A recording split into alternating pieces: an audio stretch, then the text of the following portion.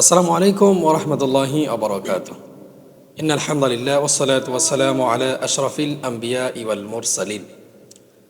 আল্লাহ সুবহানাহু ওয়া তাআলা পবিত্র কুরআনুল কারীম বলেছেন, ওয়া আকিমুস সালাতা ওয়া আতুজ যাকাহ, তোমরা নামাজ আদায় করো এবং যাকাত দাও। সুবহানাল্লাহ। আল্লাহ তাআলা পবিত্র কালাম শরীফে ইরশাদ করেন, ইন্নামা সাদাকাতু লিল ফুকারাই ওয়াল মাসাকিন, নিশ্চয়ই সদকা এবং জাকাত ফকির মিসকিন জাকাত আদায়কারীদের জন্য। সুবহানাল্লাহ। দেখুন, এই মাসটি পবিত্র মাহে রমজানুল মুবারক। আল্লাহর হাবিব সাল্লাল্লাহু আলাইহি সাল্লাম ইসলামের 5টি স্তম্ভ বা খুঁটির কথা বলেছেন: কালিমা, নামাজ, রোজা, হজ, জাকাত। এই জাকাতকে আল্লাহ রাব্বুল আলামিন বান্দাদের জন্য ফরজ করেছেন।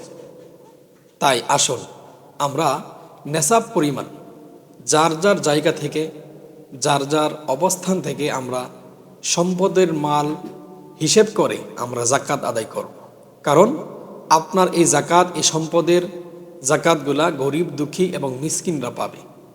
দেখুন, আমরা অনেক সময় এই জাকাত নিয়ে অবহেলা করি। কারণ আমরা মনে করি জাকাত দিলে আমরা অনেক সময় আমরা গরিব হয়ে যাব বা আমাদের সম্পদ কমে যাবে। না, দেখুন, জাকাত আপনার এই সম্পদগুলো প্রত্যেক বছর বাড়তেছে, সম্পদের হার, সম্পদ দাম অনেক বাড়তেছে। আপনি এই সম্পদ থেকেই নেশাব পরিমাণ হিসেব করে আপনি জাকাত দিতে হবে। কেউ যদি জাকাতকে অবহেলা করে তাহলে আল্লাহর ফরজ বিধানকে অবহেলা করবে। তাই আসুন প্রিয় মুসলিম উম্মাহ, সকলকে অনুরোধ করছি, আপনারা জাকাত দিতে গিয়ে অবহেলা করবেন না। অবশ্যই অবশ্যই জাকাত দেওয়ার চেষ্টা করবেন, এটা আল্লাহর ফরজ কাজ। আল্লাহ যেন আমাদেরকে সকলকে জাকাত দেওয়ার তৌফিক দান করেন। সকল